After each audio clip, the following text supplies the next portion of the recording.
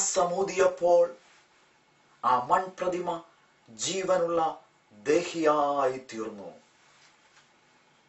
ദൈവം ഊതിയ ഊത്തിനാൽ അവനെ ഉള്ളിൽ വന്ന പ്രാണൻ, അതാണ് നമ്മുടെ ആത്മാവ്.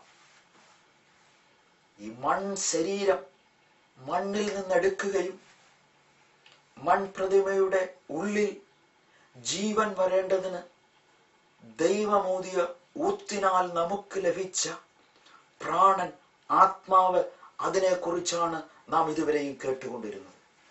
ആ പ്രാണന്, ആ ആത്മാവിന് ആധാരമായിരിക്കുന്നത് അവന്റെ സമ്പത്തല്ല, അവന്റെ പ്രതാപമല്ല, അവന്റെ വസ്തുവക അല്ല എന്നാണ് ലൂക്കോസിന്റെ സുവിശേഷം 12-ാം അധ്യായം 15-ാമത്തെ വാക്യത്തിൽ നാം വായിച്ചത്. എന്ന് പറഞ്ഞാൽ അവിടെ പറഞ്ഞിരിക്കുന്ന മറ്റൊരു വാക്യം, ഒരു മനുഷ്യൻ സർവലോകവും നേടിയാലും അവന്റെ ഉള്ളിലുള്ള ആത്മാവിനെ നഷ്ടമാക്കിയാൽ അവന് എന്ത് പ്രയോജനം? കാരണം എന്താണ്?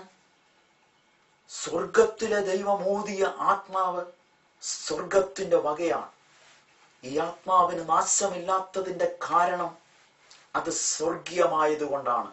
അത് ദൈവമൂതിയ ഊത്തിനാൽ നമ്മളിൽ പകർന്ന ആത്മാവിന്റെ ശക്തിയായതിനാലാണ്. അത് സ്വർഗീയ അതോറിറ്റിയിൽപ്പെട്ട ആത്മാവായതിനാലാണ് അതിന് നാശമില്ലാത്തത്. എല്ലാ മതങ്ങളും പഠിപ്പിക്കുന്നു ആത്മാവിന് നാശമില്ല, ആത്മാവിനെ നശിപ്പിക്കുവാൻ കഴിയത്തില്ല. അതുകൊണ്ടാണ് യേശു ക്രിസ്തു പറഞ്ഞത്, ദേഹത്തെ കൊന്നിട്ട് പിന്നെ അധികമായി ഒന്നും ചെയ്യുവാൻ കഴിയാത്ത മനുഷ്യരെ നിങ്ങൾ ഭയപ്പെടരുത് എന്ന് പറഞ്ഞാൽ, ഈ ശരീരത്തെ മാത്രം കൊലപ്പെടുത്തി നശിപ്പിച്ചു കളയുവാൻ കഴിയുന്ന മനുഷ്യനെ അല്ല നിങ്ങൾ ഭയപ്പെടേണ്ടത്. നിങ്ങളുടെ ശരീരത്തെ കൊന്നിട്ട് അകത്തിരിക്കുന്ന ആത്മാവിനെ നിത്യ അഗ്നിയിൽ, നിത്യ നരകത്തിൽ തള്ളുവാൻ അധികാരം പ്രാപിച്ച ദൈവത്തെ നിങ്ങൾ ഭയപ്പെടണം. നിങ്ങൾ വളരെ ശ്രദ്ധയോടെ ചില നിമിഷങ്ങൾ എന്നോടൊപ്പം ആയിരിക്കണമെന്ന് ഞാൻ അപേക്ഷിക്കുകയാണ്. ആരാണ് ഈ ആത്മാവിനെ ഉള്ളിൽ വെച്ചിരിക്കുന്നത്? അവനതെടുക്കുവാൻ അധികാരമുണ്ട്. ഇപ്പോൾ എടുക്കല്ലേ എന്ന് പറയുവാൻ മനുഷ്യർ യോഗ്യരല്ല. ആത്മാവിനെ തന്നവന് ഇഷ്ടമുള്ളപ്പോൾ ആ ആത്മാവിനെ എടുക്കും. ആ ആത്മാവ് പോകേണ്ട ഇടത്തേക്ക് പോകും. സൃഷ്ടിച്ചവൻ പറഞ്ഞതനുസരിച്ച്, അവൻ വെച്ചിരിക്കുന്ന കൽപ്പനകൾ അനുസരിച്ച്, അവനെ ആരാധിച്ച് അവനോടുകൂടെ ഈ ഭൂമിയിൽ ജീവിക്കുന്നവർ, അവരുടെ ആത്മാവ് സൃഷ്ടിതാവിന്റെ അടുത്തേക്ക്, അത് സ്വർഗരാജ്യത്തെ പ്രാപിക്കുവാനായി കടന്നു പോകുമ്പോൾ,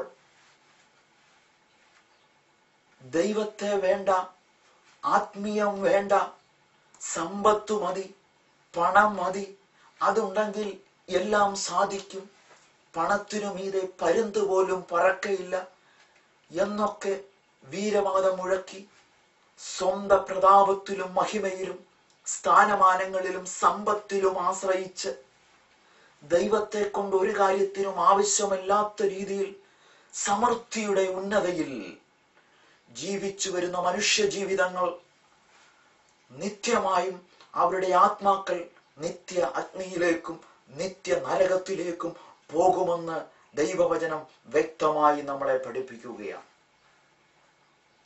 അതുകൊണ്ടാണ് പറയുന്നത്, ധനവാനാകേണ്ടതിന് നിങ്ങൾ പണിപ്പെടരുത്. അതിനുള്ള ബുദ്ധി വിട്ടുകളയുക. കാരണം എന്താ?